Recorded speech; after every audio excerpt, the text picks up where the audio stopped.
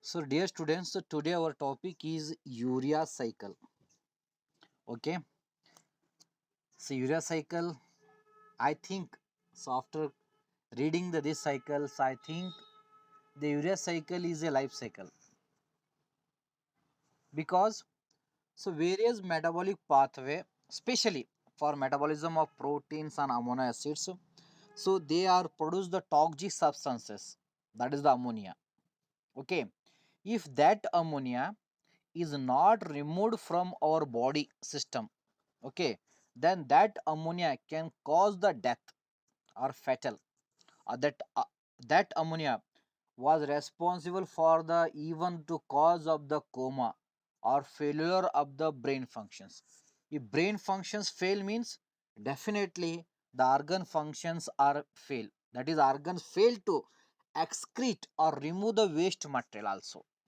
Okay, due to uncontrolled by the brain, then those accumulations of waste material in the organs that was responsible for multi organ failure.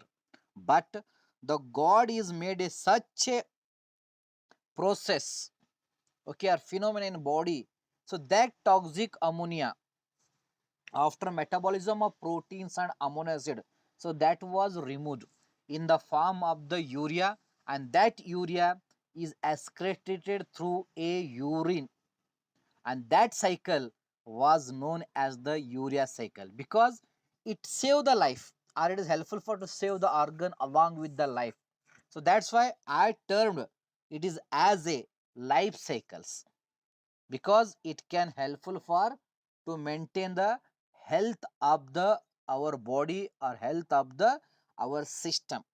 Okay, so whatever, so we can go for the introductions regarding the urea cycle. So dear students, so as you know, during the metabolism of amino acids and metabolism of the proteins, both are similar. Proteins metabolized into amino acids, and amino acids are undergo the metabolisms or catabolism by the transamination, deamination, decarboxylations, transmethylations. So these are the four phenomena. So those are involved in the metabolism or catabolism of the amino acids. Among four, so this deamination, it is one of the process of the catabolism of amino acids. So where the ammonia is produces. Okay, so during the catabolism of amino acids by a deamination, that is the deamination process. So during this, the ammonia or ammonium was removed from the amino acid or produces from the amino acids. So whatever the ammonium, so that was produces, it is a too toxic. Okay, so it is even it was responsible for two cause of the coma. So already in our lab I have seen so one girl, so that can inhale the ammonia from the bottles due to accidentally. Okay, during the practice or practicals period in the pharmacognosy lab, okay, or in the herbal labs. So the bottle is the new, so that girl was more active, so that girl was take that bottles and open it immediately. So when she opening, so her face is on the bottles. Okay, within 5 seconds, 5 minutes, that girl was fall downs. Loss of consciousness is occur. That much that the ammonia is the dangerous. So then we can take that girl to the hospital. So where the doctor they give the certain medication, especially they give the body fluids. Then suddenly they give the antidotes. Especially they give the pantoprazole, because in the any case of the poisonings or chemical inhalations, the secretion is increases. You should be remember, dear students. Okay, if any inhalation you are taken or any member was taken from your family surrounding area that was unwanted due to chemicals or any hazardous due to burnings of the certain plants, were also certain toxic gases are processed. If their inhalation means, so the loss of consciousness is there. Immediately, the respiration can be stopped due to bronchospasm, due to increase the bronchial secretion, GIT secretion, all secretions. So that was increased during any case of the inhalations of the that is the hazardous gases. So that's why the doctor were they giving the pentabrozoles. There is a pentof. That is you are commonly known as the omes. So that contain omeprazole. Then it's a modified drug is a pantoprazole, and pantoprazole modified drug is a lansoprazole. So first your aim is to give that ones. Okay, because we need to control secretions. If your secretion is controlled means automatically the respiration is controlled, automatically the heart rate is controlled. And any case of the toxicity, the energy level in our body is decreases. So already you learn from the active transports. Okay, so active transport is required for the transports of the material from lower concentration to the higher concentration. It requires some energy, ATP. But in the case of poison, so that poisoning cases where they can inhibit the active transport, only the passive transport is present.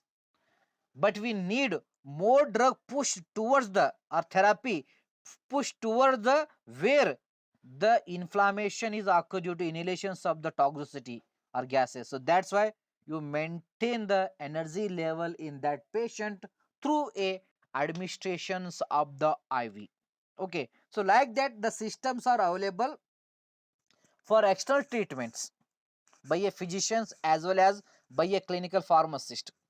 But in our body, so due to deaminations of amino acids, so whatever the ammonia so that was produced, it is highly toxic, and it was accumulated in the various parts of the body or inside the body, that may be caused the fatal. Okay, due to accumulations of ammonia, it can alter the functions of the organs, or it was responsible for the failure of the organs due to only the accumulations of ammonia in the body tissues. So that was responsible for to cause of the fatal is nothing but the death. Okay, that much of the dangerous. But God, it given to us a liver. So that liver, it having the special precautions or special type of cells. Okay, so those only found in the liver. So that's why liver is the only one organ so that was helpful for removal of the ammonium or removal of the ammonia. Okay, so liver, it can utilize the ammonia. Liver, it can utilize the carbon dioxide along with the ammonia, and it convert to urea. So that urea is the waste material of the ammonium. So that was converted by the liver. So liver is the one of the special type of cells are there. So they convert toxic ammonia into urea by utilizations of the carbon dioxide. Okay, so carbon dioxide, it is a source of carbon atom for urea. So whatever the carbon atoms are there here. So these carbon atoms, so they are the donor is the carbon dioxide. So like that, the liver, so it was helpful for removal of the toxic substance that was produced after the catabolism of the amino acids. So due to this reason, so this cycle is known as a urea cycle. And due to this reason, because it remove the toxic substance, avoid the fatal, okay, or death. So that's why I know I will call it is a life cycle, because it can give the life to your body. It can give the life to the organ. If this cycle was fail means, then definitely the death of organ can start it. If organs was fail means definitely the person was die. Okay, so that's why here who is can play the main role. So that is the liver. Okay, so that's why always you can keep your liver healthy. Okay, you keep your healthy by utilizing the antioxidant, by using the healthy vegetable fruits. So they are containing the rich of the antioxidant, so they are prevent the hepatotoxicity or failure of the livers. Okay, so that's why always you can prefer the lemon juice, okay, daily once, or you can prefer the vitamin E from the green vegetables. So these are all are containing the rich of the vitamins, those containing having the antioxidant property like E and like C. So these are the natural antioxidant in the form of the vitamins. So these are protect the liver. So that's why you are always the healthy. Okay, if you want to keep your healthy or liver means, you should be prefer the lemons, you should be prefer the green vegetables. So those are containing the vitamin E. So then our liver is healthy means then we are healthy. Okay, so regarding the certain keynotes for the urea cycles. So dear students, so urea cycle is the first metabolic pathway so that was studied or that was elucidated, so or that was discovered by a scientist. Okay, so like glycolysis, it is also known as a pathway, biological pathway, or maybe lipid metabolism, beta, so all are the pathway. So among all pathway, the first pathway was studied or elucidated. That is the urea cycles. And this urea cycle first time elucidated by, discovered by, studied by the scientist, that is the Krebs Hanslet. So that's why the urea cycle is also known as a Krebs Hanslet urea cycle. Okay, so scientist, the Hanslet Krebs, he can discover this cycle or elucidate this cycle first times. So that's why, so this cycle is also known as the Krebs Hanslet urea cycle, and as well as the formations of urea in the urea cycle. So that was begin with the ornithines, amino acids, and also at the end of the urea cycle, so where the urea is produces, were also the end product is a urea and ornithines. So that's why the ornithine, it was play an important role in the urea cycle. So that's why the urea cycle is also known as the ornithine cycles. So regarding the location or site for the urea cycle, the urea cycle was occurs only in the liver cells. Okay, so in the liver cells, so inside the mitochondria and as well in the cytosol, the urea cycle is occurs. The site for urea cycle is a cytosol and mitochondria of the liver cells. Then it was that whatever the urea was formed, okay, so that was transported to the kidney. Then the kidney was excreted the urea through a urines. Okay, so regarding the what are the nitrogens, so they are present in the urea. So their source is a ammonium. Okay, first the one source of the ammonium, and second from the alpha amino group of aspartic acid. So it is consist of the two nitrogen. So one nitrogen, that source is the ammonia. So another one nitrogen, the source is the alpha amino group of the aspartic acid. So that's why aspartic acid, it is an amino acid. So that was also play an important role in the urea cycle. It can use, it can donate the one nitrogen group, nitrogen compound, that will be helpful for the formations of the urea. So regarding the carbon atom source, so that was supplied by the, that is the CO2 when it was converted into a bicarbonate.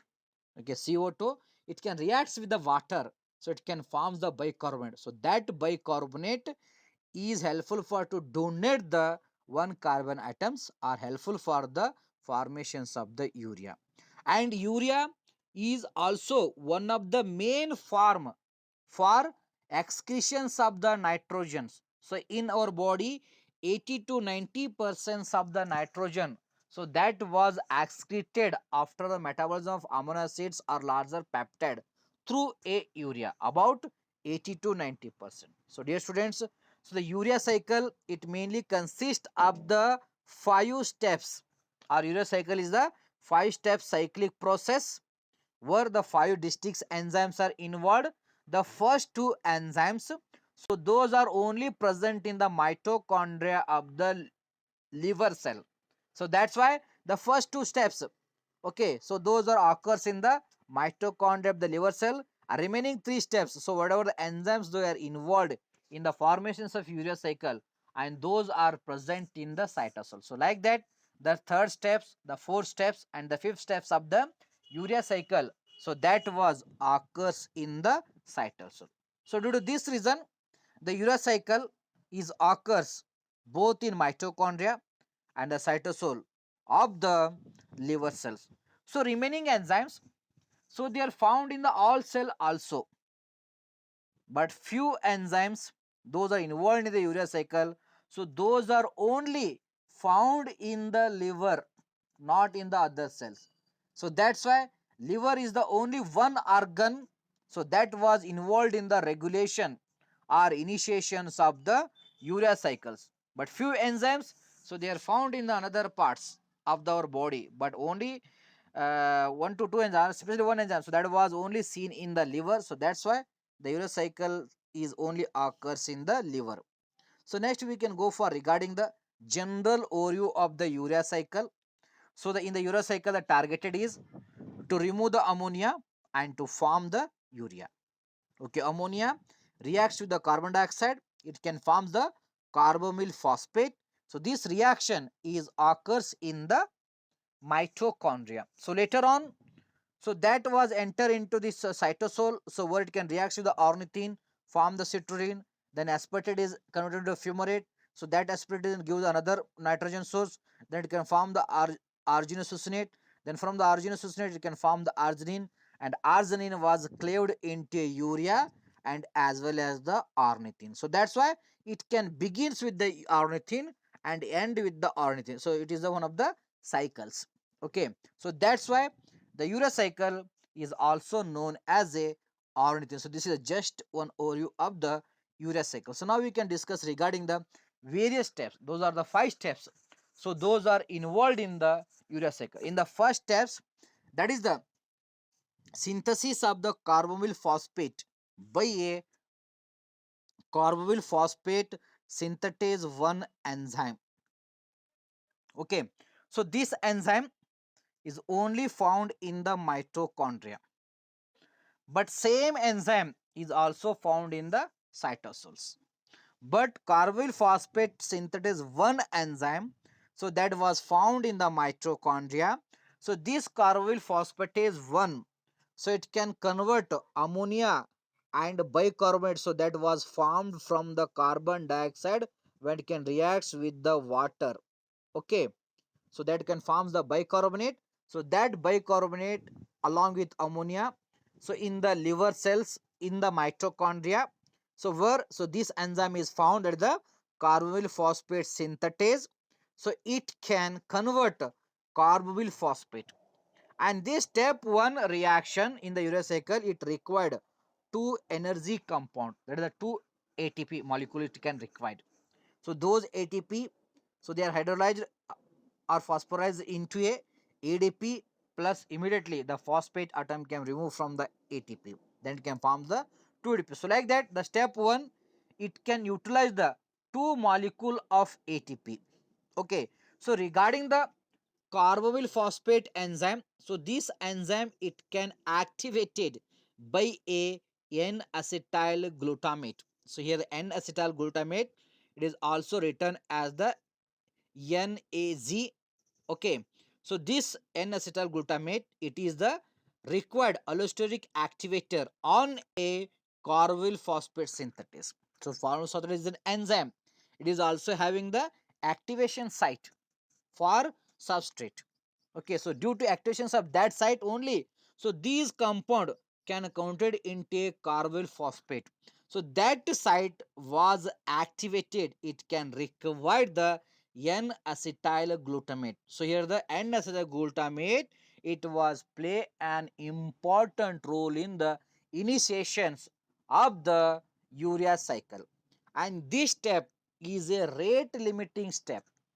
Okay, it was mainly depending upon the available of the, that is the NAG, that is N-acetyl glutamate. So how much it is available, that much urea cycles can be regulated. So that's why it is the rate limiting steps. And this N-acetyl glutamate, it was produced from or formed from the acetyl CoA and as well as the glutamate. So glutamate, it was formed by a transamination of the each and every amino acid. The end product is the glutamate. So that glutamate, it can react with the acetyl CoA, and that can convert into a N-acetyl glutamate by a one enzyme. So that enzyme is known as the N-acetyl glutamate synthetase. So this enzyme is responsible to convert glutamate or to initiate the reactions between the glutamate and acetyl CoA and to form a N-acetyl glutamate. And this acetyl glutamate, N-acetyl glutamate, is required for the allosteric activity of this enzyme. And whatever enzyme is involved in the second enzyme, this is the N-acetyl glutamate synthetase. Its activation it is depending upon the arginine. So arginine, it is also formed in, okay, arginine. So it was formed in the urea cycle. So that itself it is required for the activations of N-acetyl glutamate synthesis. Then only so this enzyme can convert acetyl glutamate from the acetyl CoA glutamate. Then only so this carbyl phosphate can be formed in the step 1 by utilizing the 2 molecule of the ATP. So now we can go for the step 2. Before step 2, so we can learn regarding the differentiations between the carbyl phosphatase 1 and carbyl phosphatase 2. Okay. So carbyl phosphatase 1, it was seen in the mitochondria and it is present in the cytosol. Okay. And one enzyme, it is uses the ammonia, and the second enzyme, that is the carbyl phosphatase synthase 2 enzyme, it use the glutamines. And this one enzyme, it is involved in the urea cycle, and the enzyme 2, it was involved in the pyrimidine biosynthesis. And this enzyme is activated by the N-acyl glutamate, and this enzyme actually is inhibited by the CTP, cytosine triphosphates. So there is a difference between the, so these two enzymes. So these two enzymes is frequently found. Okay, and that carbyl phosphatase synthase, it is only found in the mitochondrial liver cells, but the uh, carbyl phosphatase synthase 2, it was found in cytosol, so each and every cell. But that enzyme is not required for the urea cycle, but only we can require the carbyl phosphate synthesis. Due to that, the urea cycle is only occurs in the liver cells or in the liver. So next one, so regarding the step 2, that is the synthesis of citrulline from carbamyl phosphate and ornithine by ornithine transcarbamylase enzyme. So this is an enzyme. So this enzyme is also found in the mitochondria only of the liver cell. So that's why the step 1 and step 2, so they are occurs, our site for step 1, step 2 is the mitochondria due to presence of those enzymes, the carbyl phosphatase and as well as the ornithine transcarbamylase enzyme. So that enzyme can convert carbyl phosphate and ornithine into a citrulline and as well as the phosphate. Okay, so this is the second enzyme, so that was found in the mitochondria. So here the ornithine and citrulline, so these are the amino acids, but these amino acid, they do not involved in the any protein synthesis due to lack of the code or genetic code for these amino acids. So that's why, so these amino acids, so they are do not involved in the any kind of the protein synthesis due to only the lack of the, that is the codon. Then the citrulline, it can transport it to the cytosol by a special system or transport system. The citrulline is not present in any tissue proteins nor in blood, but it was found in the only, that is the milk. Okay, citrulline is the basic amino acid, but it do not involved or found in the any protein structure due to lack of the code.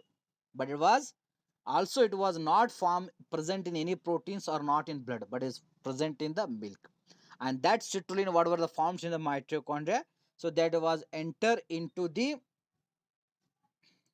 our cytosol of the liver cell, then it can begins, it can continue the urea cycle. So next one is the step 3, that is the synthesis of that is the arginosuccinate by condensations of the citrulline. So that was came from the mitochondria into the cytosol through a special type of the transport system that can allow the entry of citrulline from mitochondria into the our cytosols of the liver cells.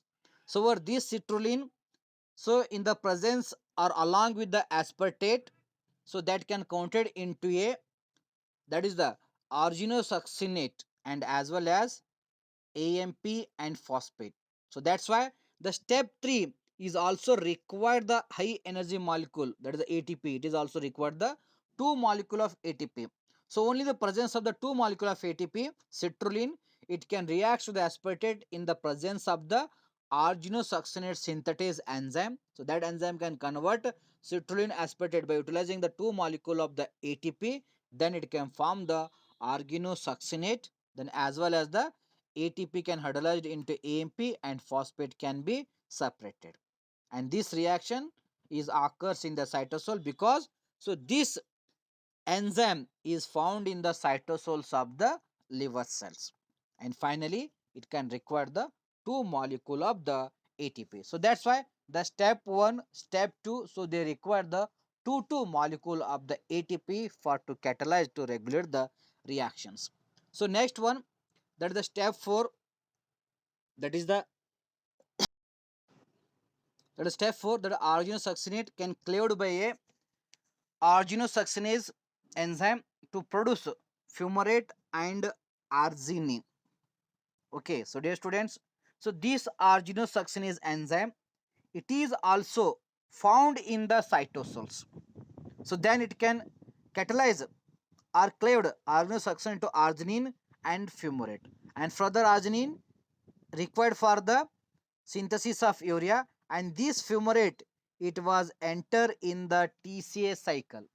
Then where in the TCA cycle, in the presence of fumarate enzyme, it can produce the malate. From the malate, it can produce the oxaloacetate by convert NAD into NADH by malate dehydrogenase enzyme. Then further oxaloacetate converted into a aspartate. So that aspartate is required for once again for for the urea cycle, and as well as it can produces the energy molecule, that is the NADH. So that NAD is entered in the ETC cycle, electron transport chain, then where it can produces the ATP. Okay, so like that. So this step, it gives us some energy in the form of the NADH when it can enter in the TCA cycle. So that's why the urea cycle and the TCA cycle, so they can run the simultaneously in some cases. So this is regarding step 4. So where the arginosuccinate can cleaved by a arginosuccinase enzyme, then it can form the arginine and the fumarate, and then that fumarate can enter in the urea cycle. So regarding the step 5, there is urea production and the regenerations of the ornithine from the arginine by a arginase enzyme.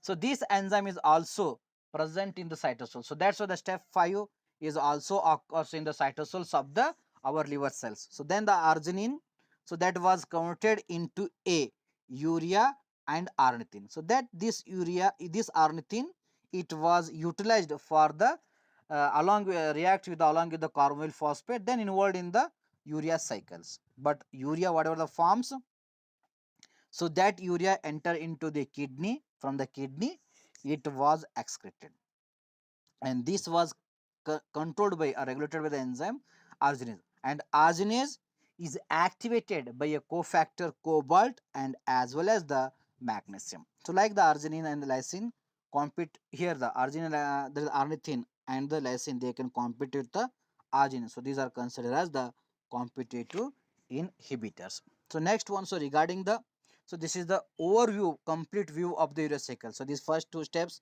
so they are occurs in the mitochondria regarding the formations of the, there's the ornithine. So then it will enter into the our urea cycle, then it forms the L-arginine, then arginine, then as well as the L-citrulline, then further into the ornithine. So like that, this is the complete overview of the urea cycles. So regarding the energetics of the urea cycles, so urea cycle, that 4 molecule of ATP was utilized. So the general overview of the urea cycle is okay. So general overview of urea cycle is that use the ammonia carbon dioxide aspartate and to form the urea and fumarate. So in the first reaction, the 2 ATP was utilized. In also in the steps, third steps, another 2 ATP molecule utilized. So like that, the urea cycle, it can require the 4 molecule of ATP.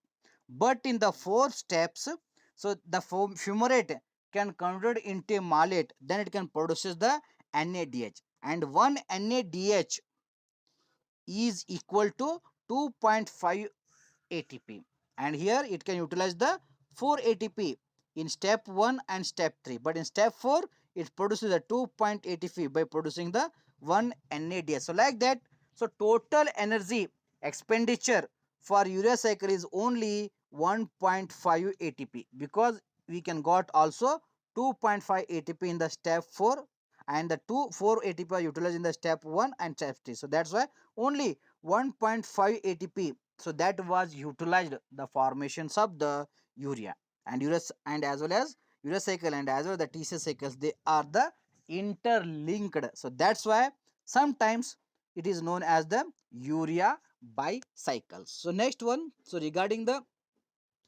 significance of urea cycle.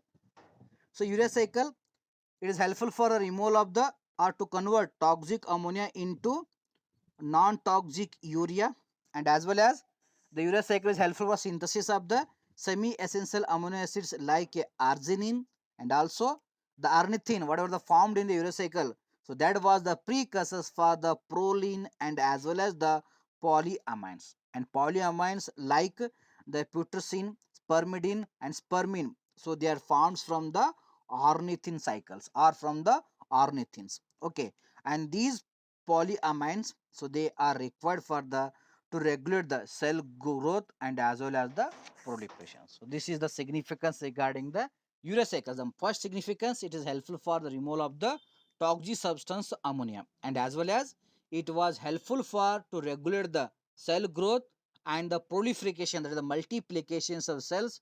And the cells multiplication is multiplied by more than the organ will be the developed. So through a the formations of the polyamines from the ornithines. So that's why the urea cycles play an important role in the growth as well as the removal of the toxic substance from the body by as a ammonia into a urea. So these are the regulations regarding the urea cycle. So urea cycles are mainly regulated by the N-acetyl glutamate. Okay, the N-acetyl glutamate, it was required for the activations for the caramel phosphate synthesis, and this enzyme whatever reactions was regulated in the urea cycle, the step one, that is the rate limiting step. Okay, and that's enzyme activity was depending upon the availability of the N-acetyl glutamate. So that's why, so N-acetyl glutamate, it can regulate the this urea cycles. Okay, so high concentration of arginine, so that can increase the activity of the N-acetyl glutamate or the formations of the N-acetyl glutamate. So that's why the arginine is also regulator for the urea cycle, also required for the regulations of the urea cycle by involving in the formations of the N-acetyl glutamate from the glutamate and as well as the coenzymes. Then the consumptions of the protein rich meals, so that was increase the level of the N-acetyl glutamate in the liver, leading to enhance the urea synthesis. So that's why you should be required the protein for removal of the ammonia through a liver by enhancing the, that is the concentrations of N-acetyl glutamate in the liver. So these are the various regulators, so they can regulate the urea cycle. So regarding the N-acetyl glutamate and as well as the glutamate and acetyl CoA, so they are required for the synthesis of the, that is the N-acetyl glutamate. So that's why the glutamate and acetyl CoA, so these are also considered as the regulator for urea cycle. And the arginine, it is also increase the formations of or it is required for the activations of the N-acetyl glutamate synthesis enzyme, that was required for the formation of N-acetyl glutamate. So that's why the arginine is also considered as the regulator for the urea cycle. And also the protein rich meals, so that was enhance the level of the N-acetyl glutamate in the liver. So that's why the protein meal or protein rich meal is also considered as the regulator for the urea cycle. So these are the various components, so those are helpful for so removal of the toxic substance from our body. So that's why you should be prefer the protein food. So if the prefer the protein foods means, so those proteins are involved in the transamination. Okay, protein can metabolize, converted into amino acid, and those amino acids are involved in the transamination. Then they are forms the glutamate. So that glutamate is required for the formations of the N-acetyl glutamate. That is the NAG. So that was required for this. So that's why daily in your food you should be have the protein food. So that was helpful for removal of the toxic ammonia in the form of the urea.